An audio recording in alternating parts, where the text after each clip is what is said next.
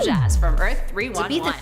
Rojas is the Earth 311 version of Captain America, Steve Rogers. Get it? Rojas, Rogers? In 1602, Steve Rogers was time displaced from a dystopian future called Earth 460 to this timeline where he met a woman named Virginia Dare.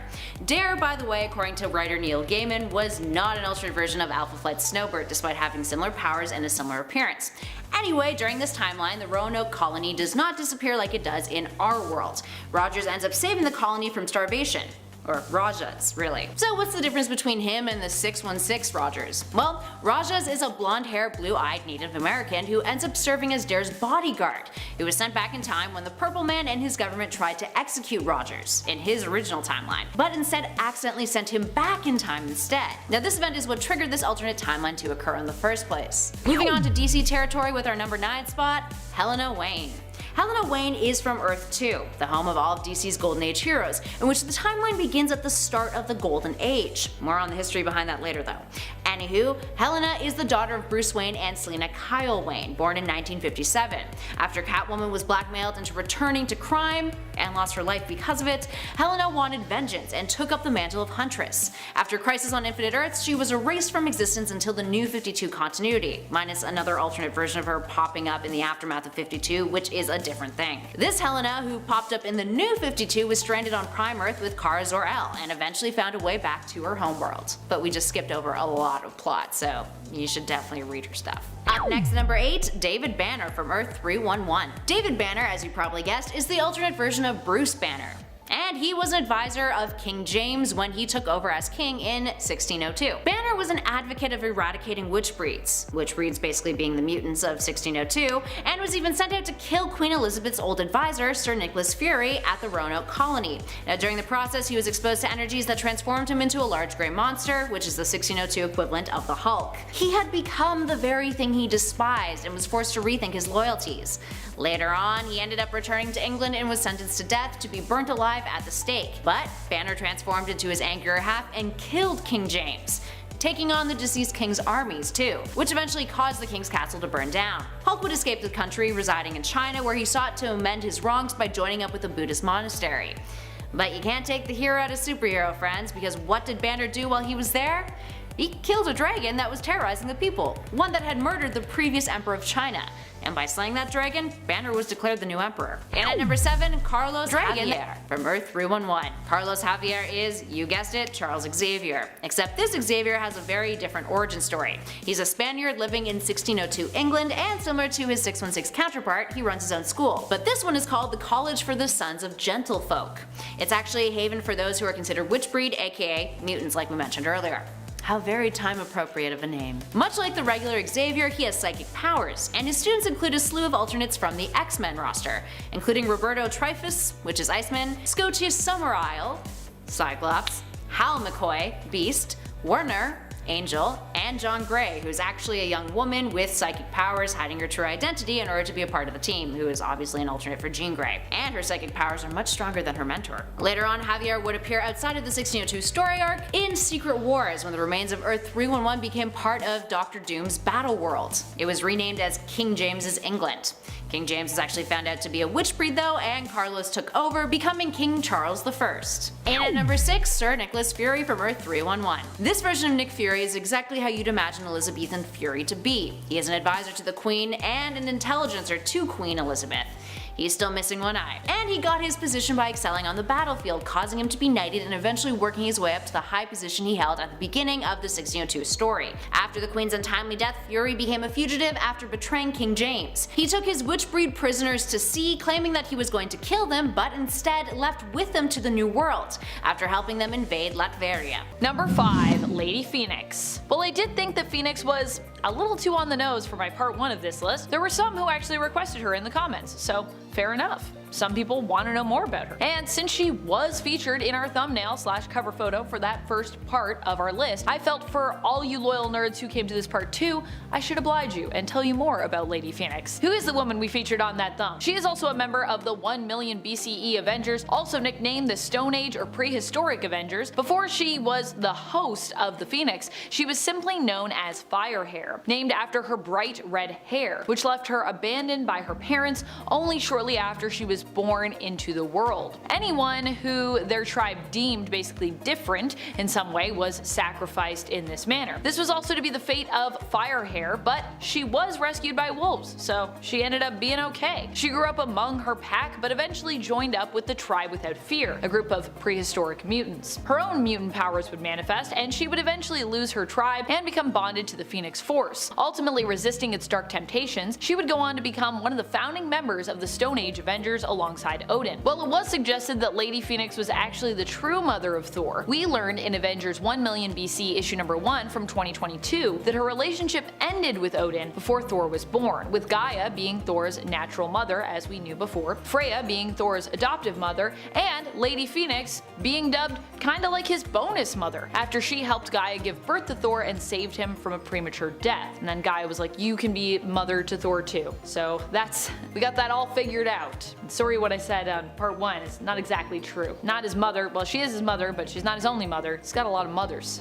Number 4, Artemis. Artemis was also once Wonder Woman, don't you know? Back in the New Earth continuity. She herself is an Amazon, and despite her youthful appearance, like most Amazons, she's pretty old. In fact, in the New Earth continuity, she was also granted eternal youth as the result of a spell that Circe had cast upon her. In the Prime Earth continuity, she is just straight up immortal. She hails from the Bana Migdal, which is a splinter group of Amazons all their own. Like I said, there are many different tribes. Princess Diana of Themyscira and Artemis have often been presented as rivals in the comics, with Artemis often being jealous of Wonder Woman and kind of striving to prove herself superior to Diana. But despite this, she is ultimately a force for good and a hero, though her warrior's heart might be a little harder in comparison maybe to Diana's when it comes to her heroic approach. Number 3, Red Sonja. Red Sonja is an interesting one to think of as old, considering how she is often portrayed in the comics, but like Conan, who I touched on during the part 1 of this list, Sonja herself is also ancient in the sense that she hails from the past, the Hyborian Age. She was a creation of Robert E. Howard's, who initially existed within Marvel, but eventually ended up being moved over to Dynamite when it comes to who owns the right to this fiery, fierce warrior character. The Hyborian Age was actually a pastime in Marvel history, at least that is what we're led to believe based on the fact that both she and Conan hail from the reality of Earth 616. Red Sonja set out on her path to become a fierce fighter at a young age, after she was left orphaned when her family were killed and her people were attacked by a group of mercenaries. Red Sonja hails from Western Hyrcania and often fights to help those who cannot help themselves, even sometimes training those she comes across so that they might actually act as a hero in their own story. She is sometimes also a sword for hire, but generally only takes jobs that kind of fit with her own particular moral code. And she does have a moral code, even though she's a mercenary a lot of the times. Number 2, Shazam. Wait. Billy Batson is super old? No, we aren't talking about Shazam. No, not that Shazam. Not the Shazam formerly known as Captain Marvel. We're talking about the Wizard, who gave Billy Batson his powers and who has also been known by the name of Shazam. Initially in the Prime Earth continuity, we were led to believe that the Wizard was simply someone who bestowed powers on Billy, but we'd later learned that he was actually one of the old gods Shazam would actually get his powers from. This truth of the Wizard's, aka Mama Roggins, aka Shazam's origin would be revealed after Billy Batson was left depowered following the action of Grail, Darkseid's daughter, who basically cut off his access to his powers by untethering the old gods from his magic lightning. While not a direct superhero, the Wizard is a powerful force of good who is even able to help repower Billy from the afterworld in spirit form, finding basically new gods for him to be empowered by. Number 1, Eternal Warrior. Marvel and DC are not the only publishers who have ancient heroes. Even Dynamite, now owning Red Sonja, is not the only publisher with ancient superheroes by any stretch. A lot of people have ancient superheroes. In fact, one publisher that was suggested in the comments that has tons of ancient superheroes is Valiant Comics, so I'm happy to be talking to you about that. Great suggestion. This particular hero from Valiant that we're talking about is Gilad Anipada. Gilad was one of 4 siblings granted immortality. He has used this extended time over his life to train up, becoming a master in many different areas of combat. He acts as a hero in the comics, being tasked with defending the Geomancer of any given generation. Geomancers were kind of born in a line, and they're magical heroes in their own right who were chosen to act on behalf of the Earth as the planet's defender, and who are able to communicate with nature and the Earth. And the Eternal Warrior basically just acts as like their guardian, so heroes protecting heroes. Number 10, Daredevil. No, not that Daredevil. This Daredevil is Bart Hill, who witnessed his father's murder before the killer branded him with a hot iron, making him mute with shock. He learned to become an expert boomerang thrower and became a costumed crime fighter. He was later rendered unmute with no explanation, and honestly isn't that interesting. He actually appeared after Superman, but fell into the public domain and has therefore been used by several different publishers, although they often change his name to avoid conflicts with the Marvel legal team. Number 9, Miss Fury. First appearing in 1941 in newspaper strips published by Bell Syndicate, Marla Drake was a wealthy socialite who was attending a party when she discovered that another woman was wearing the same outfit as her. In order to prevent embarrassment, she changed into a ceremonial panther skin outfit that her uncle had taken from Africa and willed to her. The suit of course granted her superpowers, which she used to fight crime and achieve a level of cultural appropriation most white people can only dream of. Talk about my culture is not a costume. Her powers are basic acrobatic, climbing, and fighting powers, and she was known for using her claws and whip against her enemies. She actually didn't use the suit very often, as her manservant, a Brazilian albino Indian named Albino Joe, Jesus Christ. Well, he warned her that every favor that was gained through black magic would result with 2 misfortunes. Her comic strip appearances were later compiled by the company that would one day become Marvel, Timely Comics. This has made the rights to her a little hard to follow, as she is considered canon to the Marvel universe, but also has appeared in comics published by both Malibu and Dynamite Comics. What makes her notable is that Miss Fury was the first female superhero to actually be created by a woman. Alright, that's all of the characters who you could argue were part of the Golden Age. From here on out, all of the entries were created before Superman first appeared in June 1938. Number 8, Doc Savage. Doc Savage, the Man of Bronze, first appeared in Doc Savage magazine number 1 in 1933, 5 whole years before Superman. He appeared in pulp magazines, which would tell the stories of the character in prose with some illustrations, rather than in a purely visual medium as comics would end up doing later. In 2016, Stan Lee actually went on record as saying that Doc Savage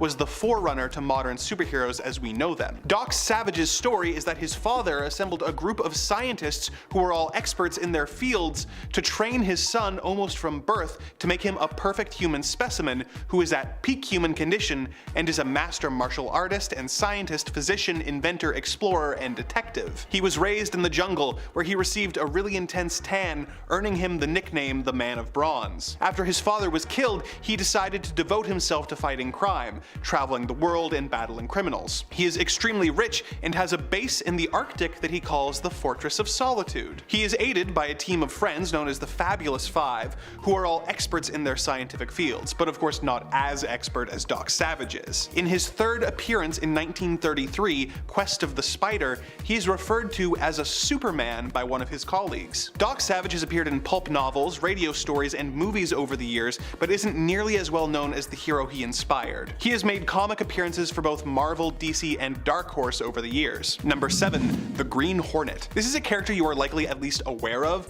due to the Seth Rogen movie and the classic 60s television show starring Bruce Lee, but the Green Hornet's history goes back even further than that. First appearing in his own radio series in 1936, the Green Hornet is really Britt Reed, the owner of the Daily Sentinel newspaper. At night, the Green Hornet fights evil with the help of his driver, Kato, in their supercar, the Black Beauty. What makes the Hornet unique is that he pretends to be a criminal so that he can infiltrate the various gangs of his city in order to take them down. In a fun bit of lore building, Britt's father is actually Dan Reed Jr., the nephew of the Lone Ranger. The Green Hornet made the jump from radio to the big screen in 1940, appearing in 2 serials, The Green Hornet and The Green Hornet Strikes Again. He appeared from time to time in his own comic book series, which adapted his radio stories, but his most iconic appearance was in the 1966 television show, which starred Van Williams as the Hornet and Bruce Lee as Kato. The show was made by the same team who made the 60s Batman show, but employed a more serious tone than the campy Batman show. It lasted for 1 season,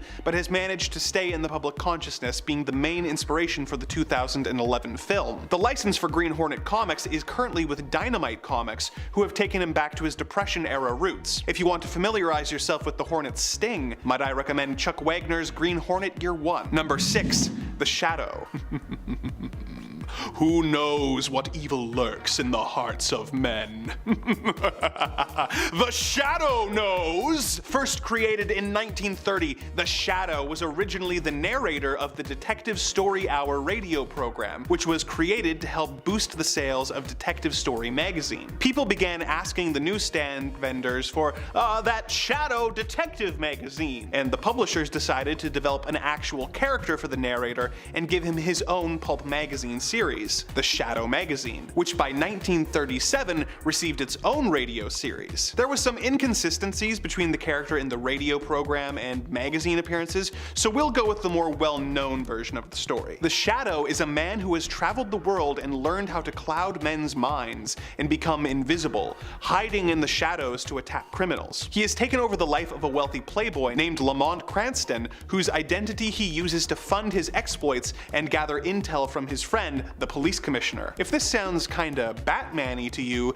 then you would be right, as the Shadow was a major influence on Batman's modus operandi. In fact, the Shadow story, Partners of Peril, was lifted almost verbatim by Bob Kane when he wrote the first Batman story featured in Detective Comics number 27. Both feature the hero investigating a series of murders of a group of businessmen who own a chemical syndicate together. Both feature the hero getting trapped under a glass dome that fills with gas that they then plug with a handkerchief, proving once again that Bob Kane was a talentless hack who would have never been remembered if it weren't for Bill Finger. The Shadow has appeared in pulp magazines and radio dramas and films over the years. His most recent feature film was in 1994, starring Alec Baldwin as the title character. It's actually pretty underrated. The character is currently licensed to Dynamite Comics and has a pretty extensive catalog of appearances available for readers. Number 5. Conan the Barbarian. That's right, Conan is an ancient superhero who actually also hails from Marvel. Not only that, but he was also an Avenger. Despite technically being a Marvel superhero, Conan is also kind of otherworldly, hailing from the sword and fantasy genre of comics.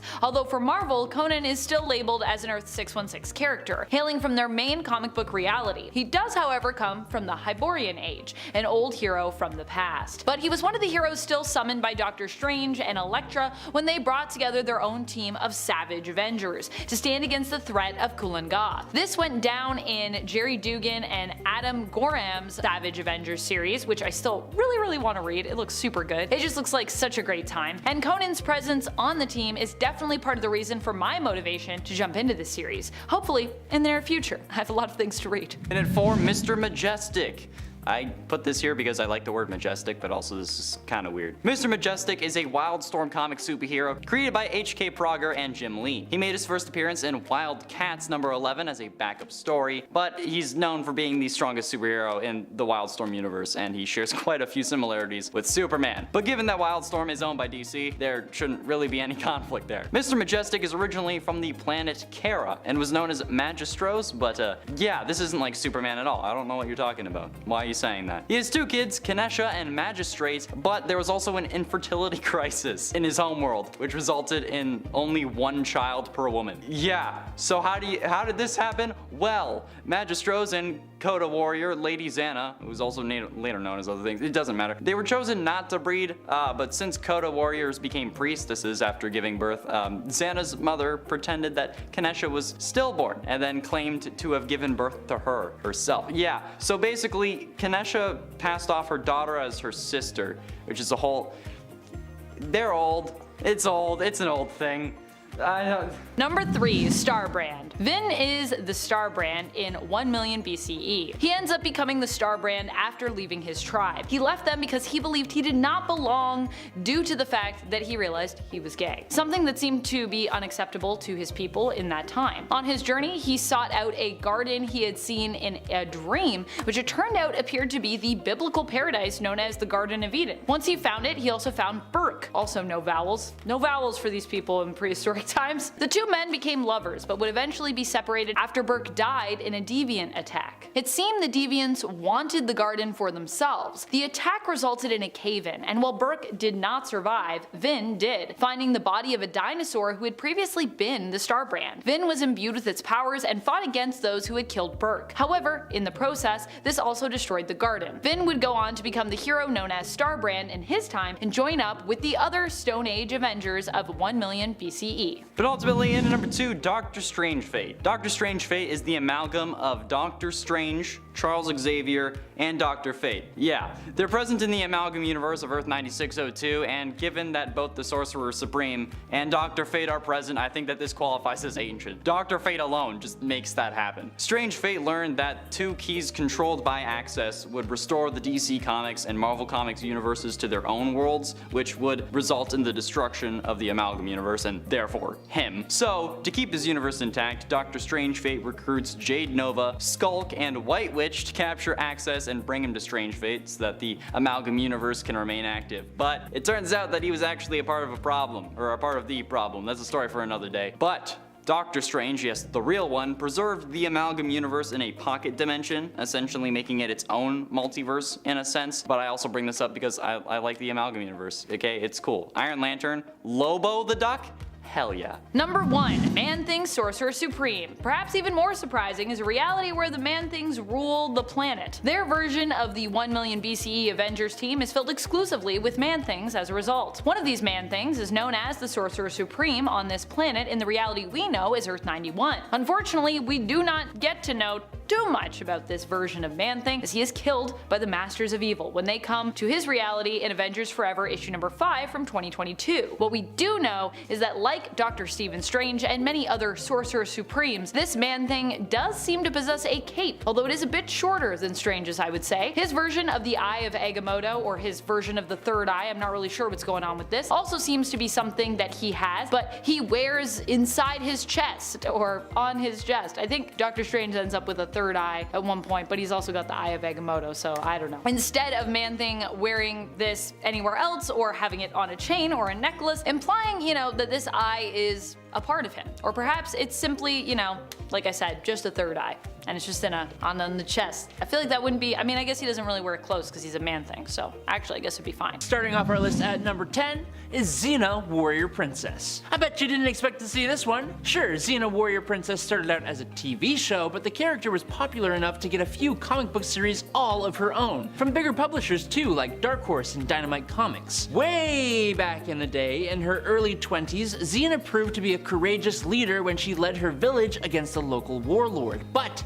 they were defeated, and Xena, being one of the only survivors, was banished. Eventually, she formed a relationship with another warlord known as Boreas, and she even joined him, becoming a warlord herself. Xena the warlord became known and feared across ancient China, Siberia, Japan, Norway, Britannia, and Greece as a very capable warlord, earning her the name Warrior Princess, but also the name Destroyer of Nations. Luckily, this destroyer changed her ways and instead became a protector of the innocent, traveling with her companions all across the ancient world. Number 9. Hippolyta. This queen's history begins thousands of years ago. Around 1300 BC, the Greek pantheon held a meeting convened by the goddesses. They were discussing the creation of a race of humans that would champion their ideals. Now, the male gods, including Zeus and Ares, did not seem too interested, and Hera did not wish to go against her husband, so it was left to the other 5 primary Greek goddesses. They decided to travel into the underworld, where they came upon the Well of Souls, where the souls of all the women who were taken out by man's hatred were gathered. The goddesses took these souls and went and dropped them into a lake in Greece. The souls mixed with the clay and the stone of the lake bed to form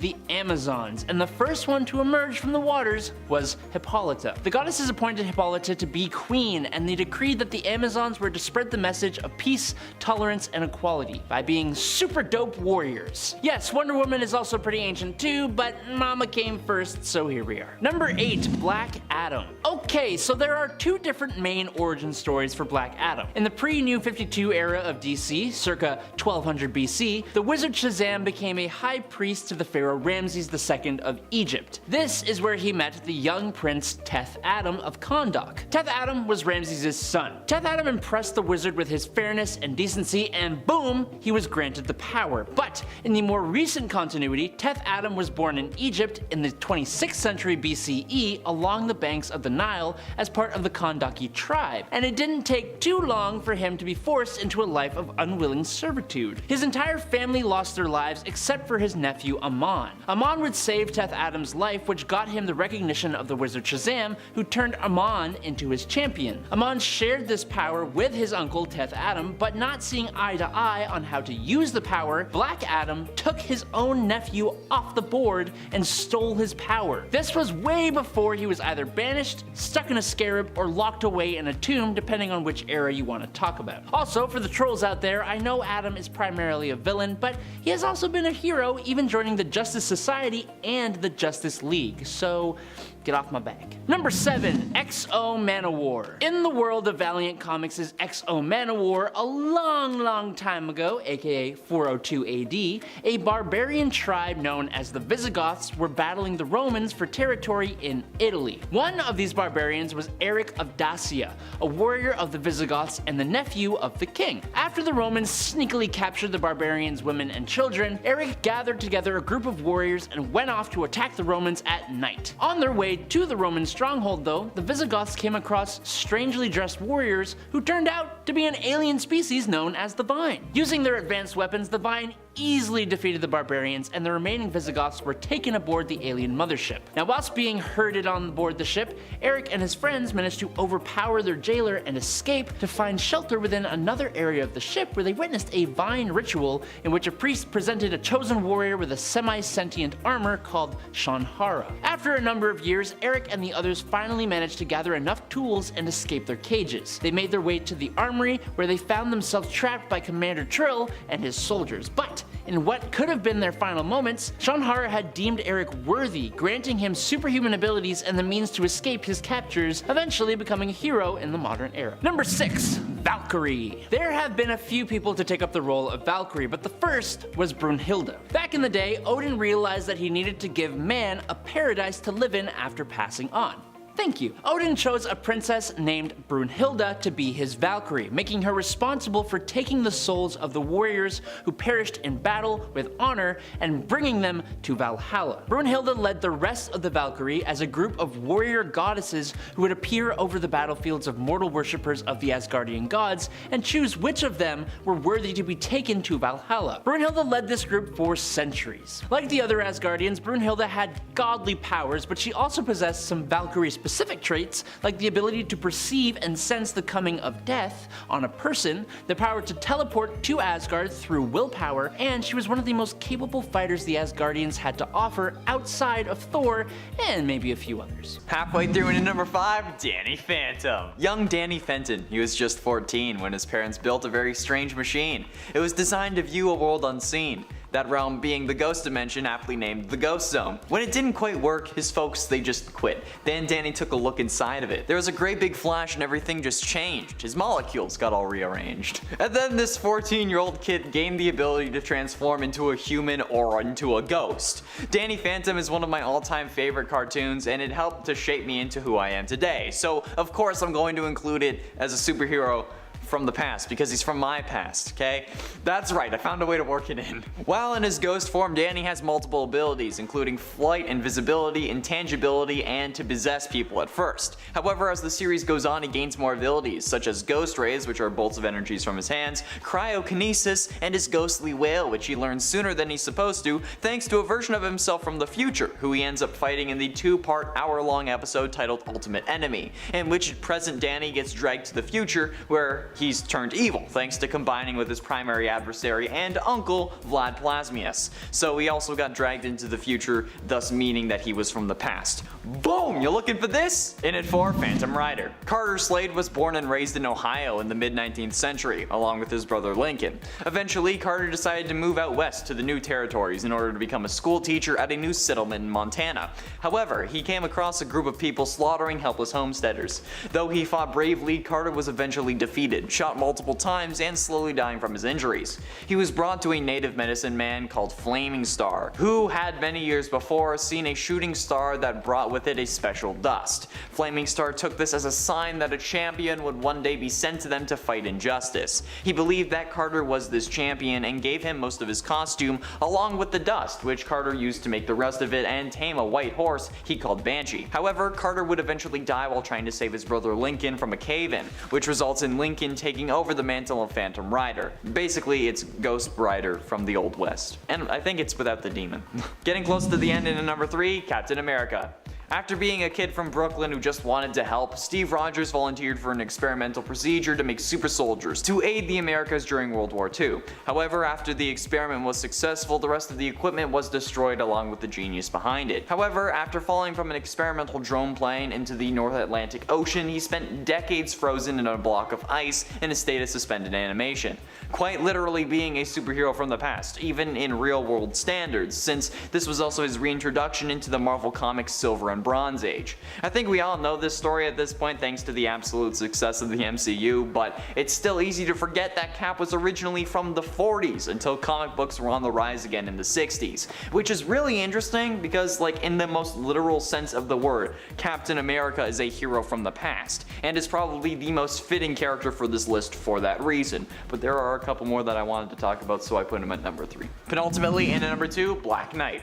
Marvel Comics' first Black Knight, Sir Percy of Scandia, first appeared in the medieval adventure series Black Knight numbers 1 to 5 from Atlantic Comics, the 1950s precursor to Marvel Comics, and this ran in 1955. The original Black Knight is Sir Percy of Scandia, a 6th century knight who serves at the court of King Arthur as his greatest warrior and one of the Knights of the Round Table. While the modern Black Knight seems to be making an appearance in the Eternals, the original Black Knight was recruited by the wizard Merlin and adopts a double identity. He pretends to be totally incompetent until changing into the persona of the Black Knight. As the Black Knight, Percy wields the Ebony Blade, which Merlin forged himself from a meteorite. The modern version, known as Dan Whitman, is the original Black Knight's descendant and the supervillain Black Knight's nephew. He inherited the mystical Ebony Blade that carried a curse and took the Black Knight mantle to help restore honor to it. And I gotta say, it's a really weird family dynamic that you got going on. This family reunions must be really awkward. Finally, in at number 1, Paul Manning. In the year 5700, we see a hero known as Paul Manning, who would appear whenever the world was in danger. However, it was revealed that this Paul Manning was in fact the Green Lantern known as Hal Jordan, who would be brought to the year 5700 by the Solarians. They would also wipe his mind and clear his memories to implant him with new ones, which is where Paul Manning came from. It was a created identity by the Solarians to get Hal to save them whenever they were having issues, or maybe if a really important cat was stuck in a tree. Eventually though, after being brought to the future many times, Hal ended up subconsciously creating an evil doppelganger of himself who took over the Paul Manning identity, and went on to terrorize the Solarians. He would then be defeated by actual Hal and would be converted into a functioning member of society. However, this was also all pre-Crisis, and after the collapse of the multiverse, this no longer applies to the main continuity version of Manning. But it's still pretty interesting nonetheless. Like, imagine being pulled into the future and not even knowing it. By that logic, any of us could be from any point in the past, and we just wouldn't know. Number 10, the Question. In the Prime Earth continuity, the Question, or a version of the Question, is revealed to be one of the oldest beings in the world of DC. This is revealed after we learn that the Question was one of the criminals in essence that the Circle of Eternity, located at the Rock of Eternity, chose to punish for their crimes against humanity. This group of beings who were punished were known as the Trinity of Sin. The Question would go on to become a hero following this. This version of the Question is largely a mysterious figure who has not appeared as much, probably because the original version of the character, Vic Sage, and his predecessor, Renee Montoya, ended up both returning to the comics recently. What we do know is that the Question had his memory erased from history and from himself, with even his face being left completely featureless, so he could never remember who he was. This was part of his punishment, but also done to guarantee that the Question would not be able to rise up once more as he had threatened to do originally, since he would no longer be able to remember what exactly he had done and why in the first place. So how can he return if he doesn't even know, why he was doing it in the first place? And apparently, we may never get to know any of this either, unless somebody returns to tell the rest of this version of the Question's tale. And friends, before we move on to our next spot on this list, if you love what we do here at Top 10 Nerd, and if you also love superheroes that are surprisingly old, be sure to let us know by giving this video a thumbs up. Number 9, the Eternals. The Eternals are simply a group of heroes most people don't often think of, which is why I'm including them here. Despite them coming to the MCU, I would still say there are tons out there who have fallen off the MCU bandwagon recently and kind of just weren't particularly compelled to watch this film. So there are still a lot who do not know about the Eternals, which is unfortunate. This is a huge shame, I think, because the Eternals are really a cool group of heroes who have existed for millennia. Initially, their origin was that they were prehistoric humans who were basically modified by celestial tech, turned into their own race of beings. Later on, we'd get an additional bit of information on their origin in terms of kind of how they worked, how they operated, but them being resurrected by the Great Machine on the regular anytime they died. That's how they were eternal, almost being like kind of androids with a soul in a sense at one point. The Great Machine is actually also Earth, which is both a big blue ball that everyone lives on and at its core an actual machine, a resurrection machine in part. Its survival is intrinsic to the survival of Earth and all life forms living on it, and it was, up until recently, also tied to the Eternals, meaning that for Earth to continue, the Eternals would also have to continue to be called into existence. The Eternals, being ancient heroes, were initially the enemies of the Deviants, who were also created by the Celestials. They defended Earth against the Dark Celestials, or they tried to, and have also become ingrained in human mythology, with them being the real-world heroes from ancient epics and folklore. Hawkgirl. While Hawkman recently appeared in Black Adam in the DCEU, which has been rebranded with their highly anticipated reset impending as simply the DCU, Hawkman isn't the only hero out there who is ancient among the Justice Society. And no, I'm not talking about Dr. Fate, who also is pretty old. In fact, many people probably didn't even know that Hawkman was really even ancient per se. He doesn't look old, that's for sure, but he is, in fact, not in body, but in soul. Hawkman is the reincarnated soul of ancient Egyptian Prince Khufu Qatar. Carter Hall is only the latest in a line of incarnations of the prince in the comics, and his love, Sheara, was also reincarnated as well throughout the years, becoming known as the hero Hawkgirl and also as Hawkwoman. Later, this origin would be retconned, tweaked somewhat, so they'd actually be even older than ancient Egypt, instead becoming ancient aliens from the planet Thanagar, who simply came to Earth. Their original souls in this version of the tale were each believed to belong to Shra and Qatar the Deathbringer, who were both cursed to be reincarnated alongside each other throughout eternity. Number 7. Gaia. Gaia is someone that we perhaps don't think of as being an ancient superhero because, well, we just don't really think of Gaia that much. She hails from Marvel Comics and is the goddess of Earth. Gaia is seen as one of the oldest gods that Marvel has to offer us, being one of their elder gods. In fact, Gaia is kind of one of the only elder gods who could be seen as heroic or good. At least one of I would say she's up there, considering she is one of the few who managed to avoid becoming a demon. She also actively sought out the Demiurge in order to produce offspring that would help to rid the universe of the other elder gods who had been corrupted after they became demonic, giving birth to Atom, who then became the Demigorge, the God Eater. She's probably also one of the oldest heroes mentioned on this list at all, so there's also that. Number 6. Nubia. Nubia is possibly even older than most other Amazons, who are generally known for being old and immortal just standardly. In Infinite Frontier, her story was retconned so that she was no longer a woman held and mistreated against her will for a long time, but a princess reborn in the Well of Souls. Nubia was born from the Well of Souls reincarnated around the same time that Princess Diana was born, and the two grew up often being thought of as sisters. And if you're wondering why I was mentioning that she might be older than some of the other Amazons, that's just because she's reincarnated. So although Nubia in her own form is around the same age as Diana, she also got an old soul, you know what I mean? She would spend many years as the guardian of Doom's doorway, and would act as a loyal supporter to Queen Hippolyta, even when it seemed that she had betrayed her. In fact, Nubia's loyalty to the Amazons in the current continuity has not failed, and she even recently was chosen to be the new queen of the Amazons. And we're not just talking about the Amazons of Themyscira either, but in fact all known Amazons in existence, as there are actually multiple Amazonian tribes in existence throughout the world. Number 5. The Immortal. Due to an accident that happened approximately 3,000 years ago in the Image Comics Invincible universe, the man who became the Immortal was exposed to an unknown anomaly that gave him superhuman abilities that put him almost on par with Viltrumites. Outside of his incredible strength, speed, durability, stamina, and flight powers, the Immortal is, you guessed it, immortal. Able to regenerate at an insanely fast rate, regrowing limbs and organs, not needing food, water, or oxygen to survive, and being immune to all poisons, toxins, venoms, viruses, bacteria, parasites, pathogens, and allergens. However, funnily enough, there is a way to, quote, kill him. If the Immortal's head is separated from his torso, it needs to be manually reattached for his healing factor to finally kick in. But despite that, even when they aren't attached, he still remains perfectly preserved until the reattachment happens. He's been around for so long that he has been a knight, possibly under King Arthur, an explorer connected to Christopher Columbus in the Spanish Armada. He fought in the American Revolution, became President of the United States by taking the alias of Abraham Lincoln, became President of the United States by taking the alias of someone you may know, Abraham Lincoln, and he fought as a soldier in the First World War. In the 1930s is when he finally officially became a superhero, and more recently became a member of the Guardians of the Globe. Coming in at number 4,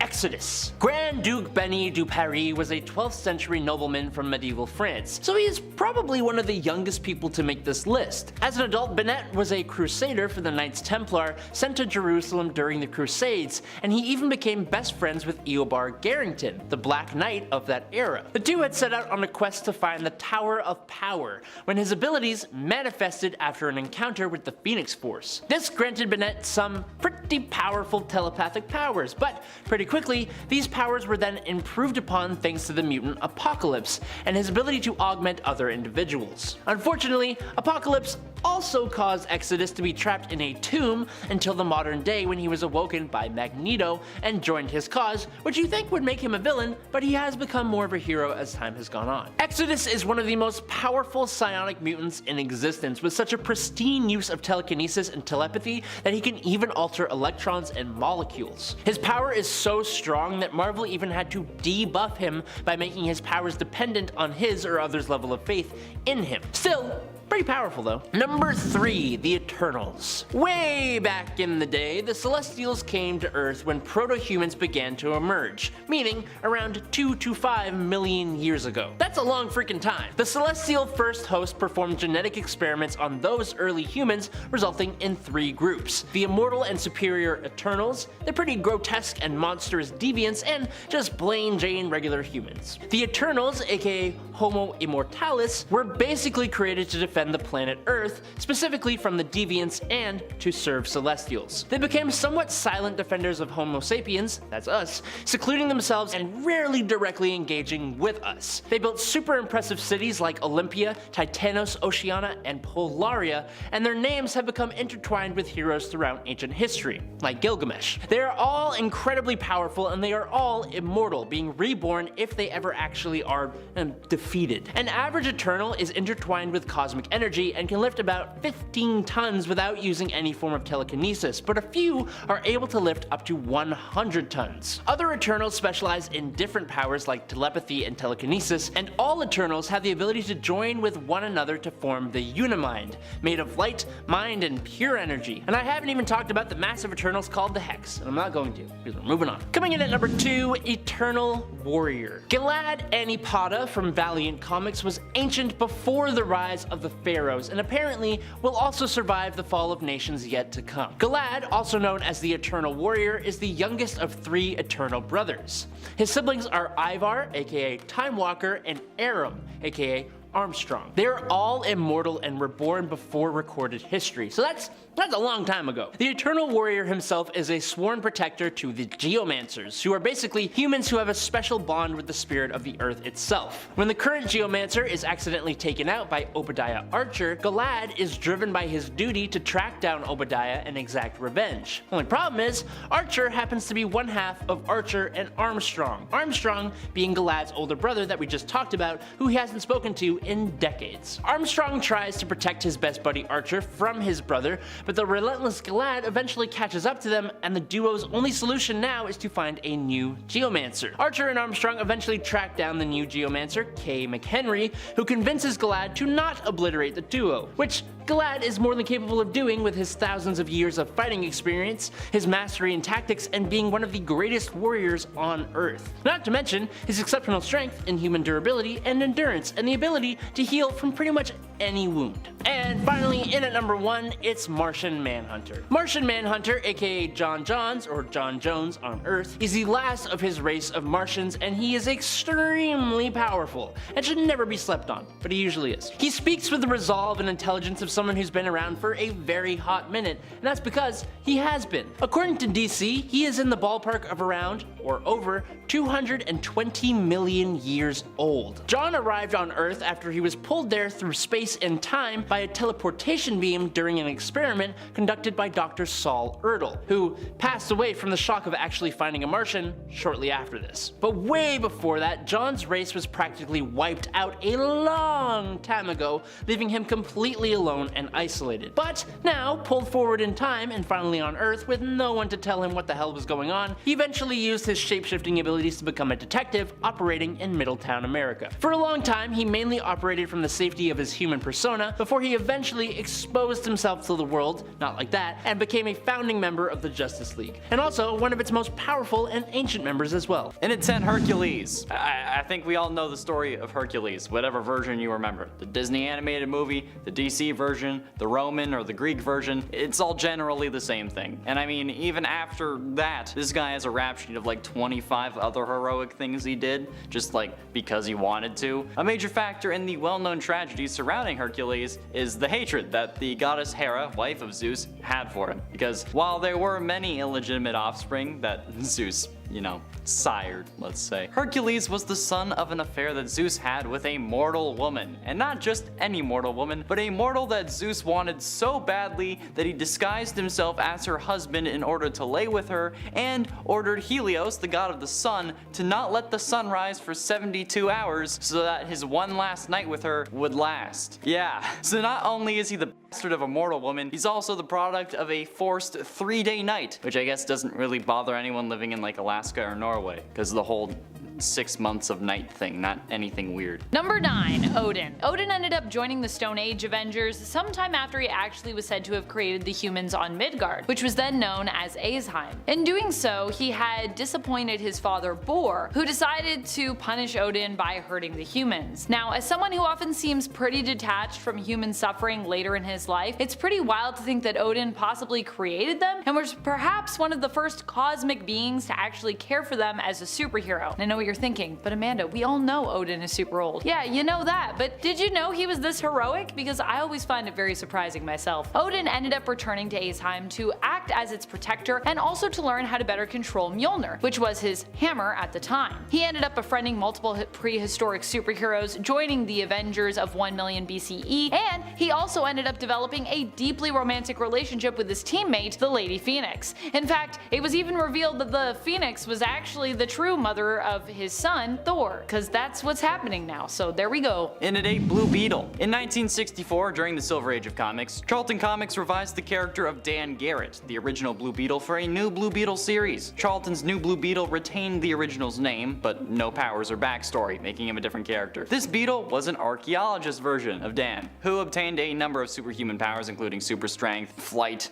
supervision, ability to generate energy blasts from a mythical scarab that he found during a dig in Egypt, where it had been used to imprison an evil mummified pharaoh, because of course it was, which gave way for the DC Comics version of Jaime Reyes. DC's introduction of Jaime Reyes in 2006 retconned and expanded upon the Blue Beetle mythos, but given that the scarab was found during a dig in Egypt, where it was used as an attempt to overthrow Vandal Savage back in the 26th century BCE. Yeah, that's pretty ancient to me, okay? I mean, the scarab was created by Nabu, for God's sakes. Number 7, Iron Fist. Fan Fei is the Iron Fist of the Stone Age Avengers, also known as the Avengers of 1 million BCE. Fan Fei is actually the reason why the ritual to become the Iron Fist and gain its unique powers was all about fighting Shao Lao in a battle to the death. This wasn't, however, because Kunlun wanted to challenge Fan at the time and believed she should, be their champion. This actually happened as the result of a punishment. Fan Fei, you see, was a kung fu master who had been trained since birth in Kunlun, but but her curiosity of the outside world caused her to sort of leave Kunlun in secret. She came across cavemen who were helpless against the beasts that basically often attacked them, and she decided she was going to help them. Fan sought to help these people by teaching and training them herself in the ways of Kung Fu.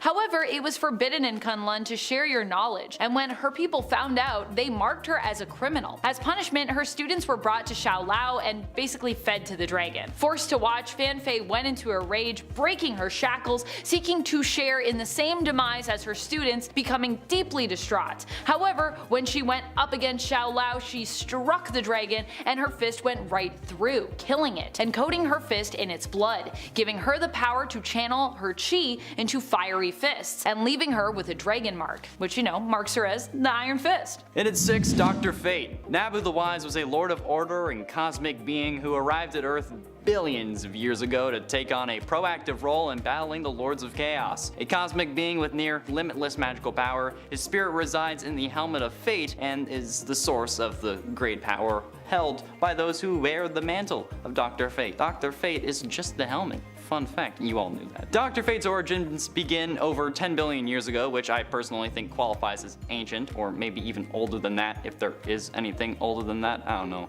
My senior year Comtech teacher was pretty old. But not long after the formation of the universe, were there born 2 elemental forces, the Lords of Order and the Lords of Chaos. You can kind of see where this conflict is going. On the world called Celia, the Lords of Order manifested themselves, the first sentient race in the universe, and a race of incorporeal magical beings at that. After millennia, circa 3500 BCE, the Lords of Order descended onto Earth and then became Nabu the Wise, who was also an advisor to the pharaohs of Egypt. He's old, okay? I don't know what else I said 10 billion years. I think that's pretty solid. Number 5, the Phantom. The Phantom first appeared in comic strips in 1936 in the fictional African country of Bangala after a castaway whose ship was attacked by pirates washed up on shore and was adopted by the locals. He swore revenge on all evildoers and developed the persona of the Ghost Who Walks, otherwise known as the Phantom. The mantle is passed down through generations, with each new Phantom being sworn to protect the jungles of Bangala. The Phantom whose adventures are most commonly followed is Kit Walker, the 21st Phantom. Although his purple costume might come across as silly, he was the first hero to wear skin-tight clothes and a mask which obscured the pupils, leaving only the white eyes, something that is of course a staple of masked superheroes now. He is also known for wearing 2 rings, one of which he uses to leave a skull-shaped mark on the villains he punches. The Phantom has appeared in comics, novels, serials, and a live-action movie in 1996 starring Billy Zane. Number 4, the Spider. The Spider was created in 1933 to be a direct competitor to the Shadow. He is really millionaire Richard Wentworth, who disguises himself in early appearances by wearing a mask, a wig, and a false hunchback. He has no issues with killing his enemies and always used his ring to leave a spider-shaped mark on his victims' foreheads so no one but him would be blamed for his actions. He is aided by his manservant Ram Singh and is a master of disguise, adopting several aliases in order to infiltrate and gather information. His stories are notable for being extremely violent, with the various villains' death tolls routinely going into the thousands by the end of each story. He was the first pulp hero to be given a live-action serial in 1938, where he was given a new look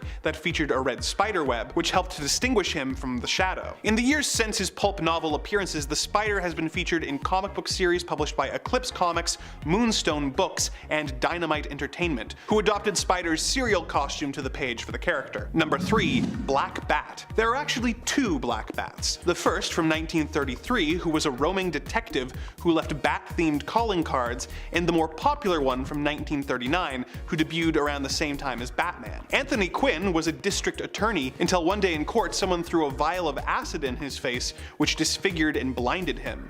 In the words of Tobey Maguire, it looks very, similar. The attack blinded Quinn, but fortunately a police officer who is dying from gangsters' bullets donates his eyes to Quinn. After the surgery, Quinn is not only able to see normally, but can also see in the dark. He becomes a costumed crime fighter who leaves bat-shaped stickers on his victims, so much like the Spider, no one else is blamed for his crimes. Because he and Batman hit the stands around the same time, both publishers sued each other, but the editor of DC Comics, Whitney Ellsworth, managed to broker an agreement agreement that made both companies leave each other free to publish Bat-themed stories, although Batman certainly is the more well-remembered of the two. Number 2, Sheena, Queen of the Jungle. Debuting in January 1938, a full 6 months before Superman, is Sheena, the very first female superhero to receive her own self-titled book. Sheena was an orphan who was raised by an African witch doctor who taught her how to survive and various African languages. She grew up in the jungle and learned to communicate with its animals. She eventually becomes friends with a hunter named Bob Reynolds,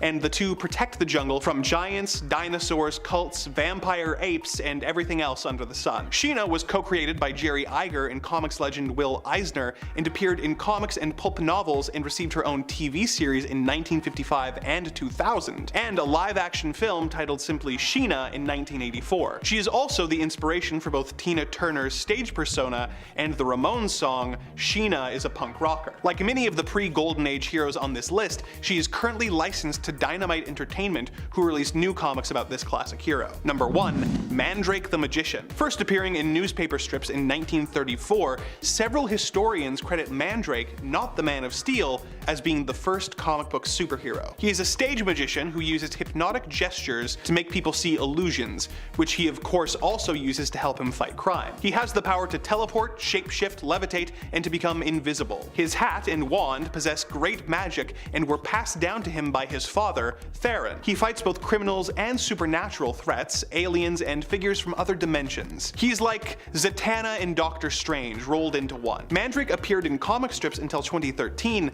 but never really had his own comic books, aside from reprints and a few miniseries, one of which was actually released by Marvel. He has guest starred in stories for the Phantom and Flash Gordon, and a series featuring a new character taking up the mantle called Legacy of Mandrake the Magician, which was released in 2020 by Red 5 Comics. He appeared in his own movie serial in 1939, and there have been a few attempts to adapt the character for film and television, but none have panned out. In at 10, Tony Stark. Wilson Fisk's men attempted to kill Anthony Stark in order to silence his drunken singing, forcing Sheriff Rogers to intervene and save his life. Tony Stark later donned the suit of battle armor to save the life of Red Wolf. However, this suit looks more like a train than a battle mech suit, and in all honesty, it's the perfect combination of these two things. First appearing in 1872 number 1 from 2015, this version of the Iron Man armor is one that I want to see someone cosplay because holy damn, this look is based off the original Iron Man suit, and like, you know, the one Tony Stark built in a cave with a pile of scraps. Yeah, it's that one, but make it dark steampunk basically. But by steampunk I also mean steam engine. Well, combustion engine. I don't know much about trains. You know the train that Marty and Doc used to get the DeLorean up to 85 and then back to 1985 and Back to the Future Part 3? Yeah, that, but an Iron Man suit. I feel like the Tony from 1972 was the one who made that train fly and time travel. I feel like he was the one that Doc went to. In a 9, Gazer Beam. Simon J. Palladino, also known as Gazer Beam, is a minor character in The Incredibles. He only briefly appears in the film alive, but his disappearance and death really is what sets the events of the movie into motion. Gazer Beam was a member of the superhero team known as the Phantasmics, but conflicts with Everseer led him to leave the team, and he soon joined with the Thrilling Three as their new leader upon the death of Dynaguy, which he also later left. He appeared alive at the wedding of Elastigirl and Mr. Incredible, but during the superhero ban, Gazer Beam was an activist for superhuman rights, wanting the ban on supers to be revoked. 15 years later, he would be one of the most recent victims of the Omnidroid, with Bob having noticed his disappearance becoming a story in the newspaper. His final act before dying though was to use his powers to carve Kronos on the cave wall in which he was hiding, in the hopes that someone would discover it and put an end to Syndrome's evil schemes. An act that was really what made the Incredibles able to stop Syndrome's scheme and save the day, since without it Bob wouldn't really have learned what the mission was. And yes, I used a character from the Incredibles on this list because he was a superhero in the past. Deal with it. And at 8, Stardust the Super Wizard. However, this is a case of a superhero forgotten in the past, so another use for the term from the past. Stardust the Super Wizard is a fictional superhero from the Golden Age of comics who originally appeared in American comic books published by Fox Feature Syndicate, and first appeared in Fantastic Comics #1 in 1939. Stardust the Super Wizard was featured in 16 issues of Fantastic Comics, and this was before superheroes were really trying to be better than criminals, as Stardust would basically kill all of his enemies in various ways with his wide array of powers. And when I say wide array of powers, I mean it. This guy has about as many powers as a Lantern Corps, if not more. Superhuman strength, speed, durability, and endurance, vast knowledge of interplanetary science, master of space and planetary forces, skilled detective, formidable brawler, accelerated perception, extrasensory perception, augmented respiration, interplanetary flight, indestructibility, telepathy, transportation, metamorphosis, transmogrification, telekinesis, selective omniscience, which is awesome, and luminous skywriting. And then throw on whatever other powers he needs to have thanks to the story, because he's a freaking wizard and it's 1939. This, with the combination of just offing people he didn't like, makes him absolutely nuts. But I love it. And at 7, Dark Knights of Steel. Coming in November of this year, Dark Knights of Steel will basically be DC meets Game of Thrones. The series is written by Tom Taylor and takes place in a medieval fantasy world, where a spaceship crash lands from a doomed planet. So not only will the Dark Knight be here, but so will Superman and Wonder Woman, along with Harley Quinn, Black Lightning, and more. Tom Taylor told Entertainment Weekly, quote, "I've spent the last 2 years creating a new epic fantasy universe for DC Comics, and Dark Knights of Steel is an absolute dream come true. Despite being the writer of the DC horror series Deceased, I am actually a huge fantasy fan, combining two of my favorite things, DC superheroes and high fantasy. It's my absolute happy place, and honestly, I couldn't agree more. I love medieval stuff. It's why I love Skyrim and Game of Thrones, and why my name is the Cheese King. I love fantasy stories, and I can't wait to sink my teeth into this one, especially when in the preview we got for this series, we can see what is in essence a character sheet base, or like character stats for Superman. So if they include one of these with every issue, you can have a real DC based fantasy Dungeons and Dragons game with like official stats.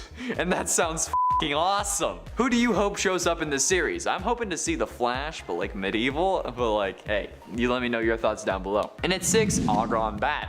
Argon Bat is a Japanese superhero created by Suzuki Ichiro and Takeo Nagamatsu in 1931, who originally debuted in a kamishibai, which is a paper theater. Argon Bat is considered by some to be the world's first superhero, and is a precursor to later superhero characters such as the Japanese Prince of Gamma, as well as well-known comic book characters like Superman and Batman. Argon Bat was created by 16-year-old Takeo Nagamatsu and 25-year-old Suzuki Ichiro in 1931. And the two were inspired by drawings of mythological characters in Tokyo's Unio Royale Museum to create a new hero based on science rather than mythology. Argon Bat is a being from ancient Atlantis who was sent forward in time 10,000 years to battle evil forces threatening the present day. He has a golden skull-shaped head, wears a green and white swashbuckler outfit with a high-collared red cape, and carries a rapier. His superpowers include superhuman strength, invulnerability, and the ability to fly. Plus, I mean, he was sent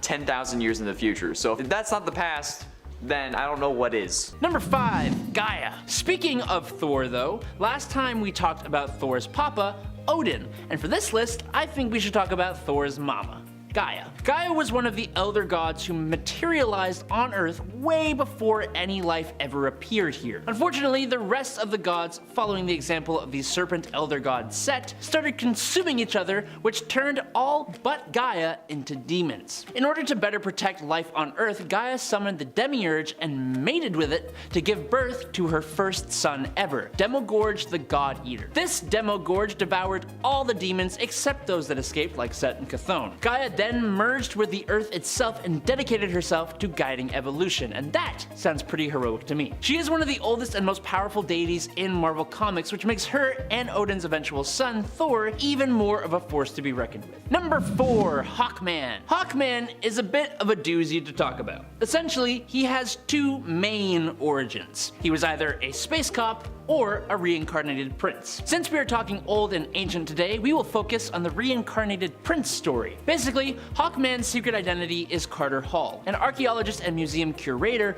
who is actually a reincarnation of the ancient Egyptian prince Khufu. Khufu, who would become known as Hawkman, discovered an alien spacecraft from the planet Thanagar, powered by an anti-gravity metal element called the Nth metal, which transformed his soul and doomed him and his love to be reincarnated over and over and over again throughout time. Some of his incarnations include Brian Kent, the Silent Knight from 5th century Britain, Conrad von Grimm, the son of a blacksmith in 14th century Germany, Captain John Smith of the 16th century, Hannibal Hawks, the Nighthawk in the American Old West, Detective James Wright, a Pinkerton detective in the 20th century, and finally, Carter Hall himself. Number 3, Venom. Since we all know Venom as being an enemy of Spider-Man, it's easy to forget that he has been around for a much longer amount of time than the web slinger himself, at least in the fictional world. The symbiote that later became known as Venom was spawned at some point during the reign of the Dark Elder God Null, which is a long one, and there is no specific Earth year when this happened, so it's hard to say just how ancient this symbiote actually is, but we know he had a life long before encountering Spider-Man. Unfortunately, the symbiote's memories have all been altered or erased a whole whack of times. It has been said that Venom was the 998th of its lineage, hatching from a clutch of eggs in a cavern on Clintar. That's the symbiote homeworld. Though it does have memories of being present on Gore's homeworld as well, so it's a little confusing. Basically, in the ancient past, the symbiote was once the loyal thrall of Null, but at some point the symbiote refused to obey his wishes anymore, and Venom was cast out of the hive, doomed to wander aimlessly across the cosmos. The symbiote eventually discovered the Kree explorers, who decided to harvest it for further study. It was then bonded to a soldier named Telkar and underwent months of training alongside him before they were dispatched to fight in the Kree-Skrull War. Before eventually leaving Telkar, and after a whack more adventures, the symbiote ended up becoming bonded to Spider-Man during Secret Wars. Number 2, Etrigan. Etrigan the demon was the firstborn of Belial, who was such a handful that Belial exiled Etrigan's mother to Masak Mavdil and told his son that his antics drove her away. That's a bad dad. I don't think this is the son's fault. His antics that we just talked about ended up even driving Belial out of hell for several decades, returning with another son born of a mortal witch named Merlin. Etrigan was originally summoned to Earth to serve Merlin in a desperate final attempt to protect Camelot from the evil witch Morgane Le Fay. Merlin bound the demon to a mortal man named Jason, and while Merlin went into hiding to rest, these two lived a very long and brutal life through history. Basically, how it would go is that Etrigan incited war and strife, and in return, Jason gained wealth and status. Not a horrible idea, but despite sharing the same body, the demon and his host are usually at odds with each other, and Jason retains a lot of guilt based on Etrigan's actions, which I think played a part in him being a bit more heroic, or as heroic as a demon can be. But finally, in at number 1, it's Thor. Being the son of Odin the Allfather, who appeared in part 1, and Gaia, an elder god who appeared on this list, Thor is incredibly old, approximately 4,000 years, although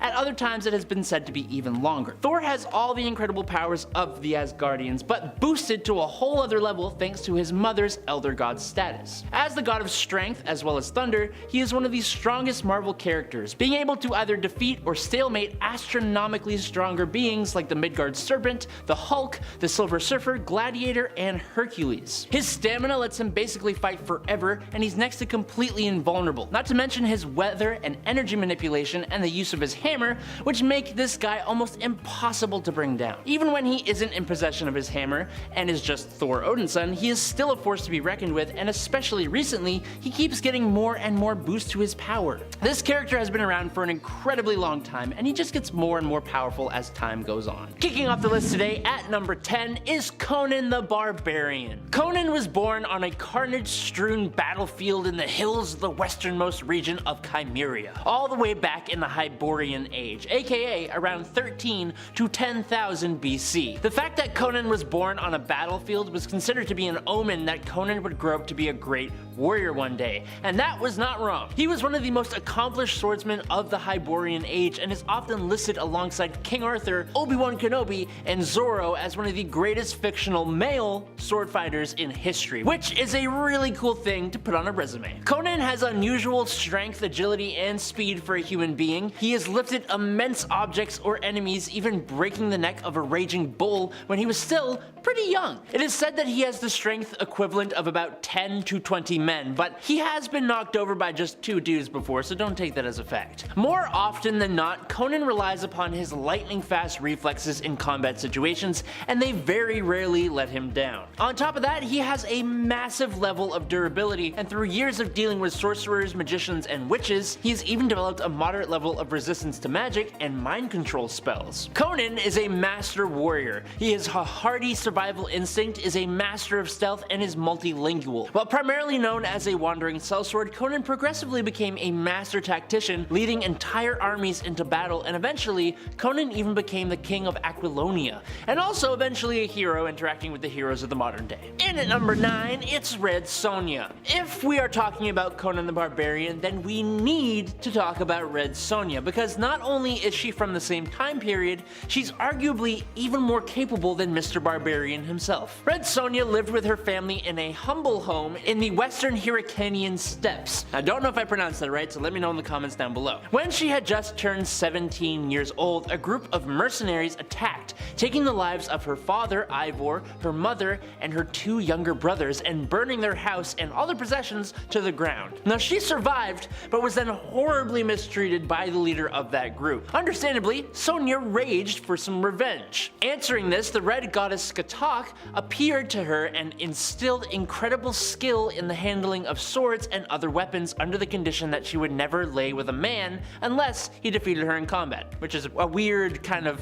thing to say, I guess. Going forward as Red Sonja, she honed her skills with the blade and became a sellsword, eventually even slaying the evil wizard Kulan Gath, but he came back. Red Sonja was one of the most powerful and skilled swordsmen in any era, among both men and women. She was also in peak human physical condition, a martial arts expert, and possessed knowledge and experience in fighting the supernatural. And she beat Conan.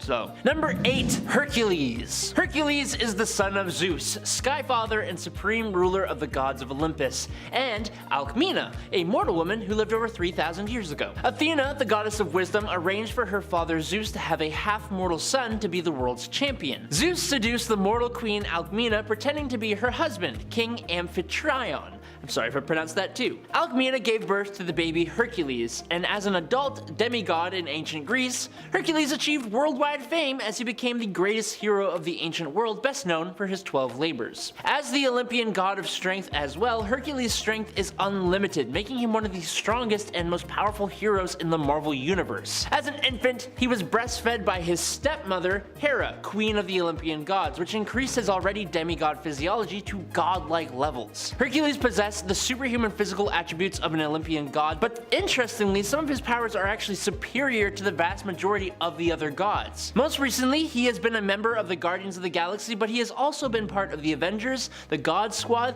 Council of Godheads, the Mighty Avengers, the Secret Avengers, the Defenders, the Heroes for Hire, and, of course, S.H.I.E.L.D. Coming in at number 7 today is Dream. The Endless, featured in DC's Sandman story, are a group of 7 siblings: Death, Destiny, Despair, Desire, Delirium, Destruction, and the focus of our point today, Dream. These siblings represent fundamental aspects and forces of the Vertigo/DC universe, and are all immortal, ageless, and pretty much nigh omnipotent. The parents of the Endless were revealed to be Time, the embodiment of all time itself, father of the Endless, and Night, the embodiment of the infinite darkness that existed before the dawn of the universe, and mother of the Endless. So it's safe to say that these beings are probably pretty ancient, like 10 billion years old ancient. As for Dream himself, or Morpheus, he isn't so much a superhero as we are used to, but he is an extremely powerful, reluctant hero is what I would say, and his journey to that status, from emotionless god to a being displaying very human-like emotions and characteristics, is the fundamental story of the Sandman itself. Dream dwells in a realm called the Dreaming, from where he controls the fundamental concepts of fantasy and reality in the universe, as the line between the waking world and the dream world is quite thin. Coming in at number 6, it's Odin. While the god of thunder Thor almost made this list, his father was, and sometimes is, still a hero, and he is much older than his son, as you might be able to guess, because father and son relationships be like that. While Marvel plays a little fast and loose with Thor's age, it most recently has been said to be roughly 4,000 years old, but his daddy? Marvel Comics changed Odin's age a few times for the sake of stories, but we can assume that Odin is quite old, far more than 1 million years, as Odin was part of the Avengers of 1 million BC, and by that time, he was seemingly in his prime like Thor is now. So yes, Zeus, the All-Father, creator of Asgard and ruler of the Norse pantheon of gods, is pretty damn old. Who would have thought?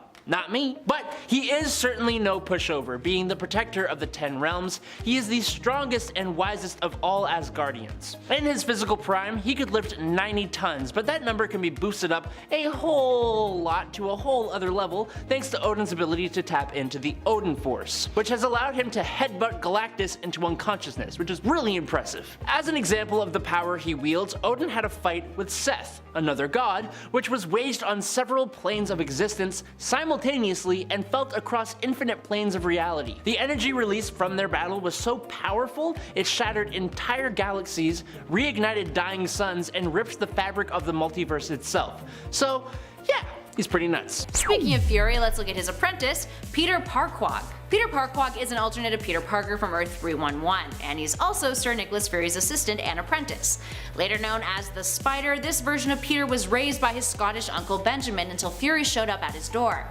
Fury, who had known Peter's parents before they died, wanted Peter to enter into his service, causing Peter to change his last name from Parker to Parquag in order to hide his Scottish origins. The English weren't fans of the Scottish at this time. His adventures as an adult saw him taking on 1602 versions of some of Spider-Man's most famous foes, including Kingspin, Bullseye, and Baron Octavius. Wonder who they are. He even fell for this world's alternate of Mary Jane, an actress at the Globe Theatre named Marion Watson. Unfortunately, he would meet his demise when Moreland showed up during a performance at the Globe and overpowered him, staking him to one of the Globe's support beams, and also crashing the theater down. Peter was killed, and Moreland stole his life essence before disappearing to another dimension. Moving on to number 4, we have Alan Scott from DC, Earth 2. Alan Scott is the Green Lantern of Earth 2 and had a very different origin story than the Silver Age Hal Jordan Green Lantern. After a railroad accident occurs, Alan begins to hear a voice coming from one of the train's lanterns, and he gets a ring from said lantern that he needs to recharge via the lantern every 24 hours. After Crisis on Infinite Earths, Alan ended up being merged into New Earth, where his origins were retconned slightly. And then, after 52, it was revealed that he had died a long time ago and was succeeded by his daughter Jade. But then of course the New 52 happened and a brand new reboot. And Scott returned with a brand new backstory that riffed off of his history. This time around though, Scott was gay, and his story started with him being on vacation with his boyfriend Sam, who he planned to propose to. But before he could, the train they are on crashes, and a mysterious green flame protects Scott and heals his wounds. Sam doesn't survive. Scott decides to avenge his love by using his newfound power to protect the world. And his ring? Well, he used that engagement ring as a foundation for his Green Lantern ring. Oh, the feels. Up next at our number 3 spot, Dr. Stephen Strange from Earth 311. Strange in this alternate universe is the Queen's physician, Queen Elizabeth I. Strange is also a magician and an alchemist and was married to Clea Strange, an alternative Clea, who was from another dimension. When he was a boy, he was kidnapped by foreign sailors and sold into slavery, eventually landing in the care of a doctor, who told him if he was able to find specific herbs from the East, he would grant Strange his freedom. This is where he learned of magic and saved Clea, eventually marrying her. He returned to England and found himself aiding Queen Elizabeth I, who then made him her personal physician. Strange believed that their world was coming to an end and confided in Nick Fury. Eventually, his scheming with Fury was outed, and so was the plan to go behind the Crown's back to prevent catastrophe from occurring. When King James took over, he imprisoned Strange for treason and beheaded him. Clea would return his head to the Roanoke colony, fulfilling the promise she made to Strange, asking the heroes to bury his head with the rest of his body there before she departed back to her home dimension. And at number 2, Power Girl. Kora Zor-El first appeared in All-Star Comics issue 587 in 1976. She is Superman's cousin, but from an alternate universe, being Earth 2 of course. Finding herself stranded in the main DC universe after a cosmic crisis on her homeworld, she ended up working alongside Superman and her alternate self, Supergirl. In comparison to her counterpart, she is much more mature and level-headed, and more aggressive in combat. Unlike some of the other Earth 2 heroes on our list though, she had a really odd retcon experience after Crisis, resulting in her origins being changed so that she was actually the granddaughter of an Atlantean sorcerer. Clearly people weren't into it, so that was retconned. And during the 2005-2006 Infinite Crisis story arc, she was returned to being a refugee of Krypton from Earth 2. thankfully. And last but not least, in our number 1 spot, we have Jay Garrick. Jay Garrick, the Flash, lands at the top spot on our list not just because he's a Golden Age hero who resides on DC's Earth 2, or because he's a complete distinct other version of the Flash from an alternate timeline. Really, it's because he was the pivotal Earth 2 character to bridge the gap between DC's multiverse with Barry Allen, and essentially helped create the multiverse, or a shared universe as it was called then, by appearing in the Flash issue 123 and its storyline Flash of Two Worlds. Earth 2 was created to explain the differences between the Golden Age and the Silver Age, in which heroes had begun their crime-fighting careers at the beginning of the Golden Age and the dawn of World War II. They would reside there, yet they could appear in stories with the current iteration of heroes and not mess up the continuity. Anywho, Jay Garrick got his speedster powers in a different way. As a college student, he accidentally inhaled something called hard, or heavy as it was retconned, water vapors, after falling asleep in his lab where he had been smoking, of course. It's so very Golden Age. He awakens to discover that he has superhuman speed and ends up using his football jersey and his father's helmet from World War II to make himself a costume. He was also one of the founding members of the Justice Society of America, who was the predecessor to the Justice League. Garrick would fall into obscurity though, replaced by the new, more science fiction based Barry Allen Flash, until that fateful story in Flash issue 123, which changed the fabric of the DC universe forever.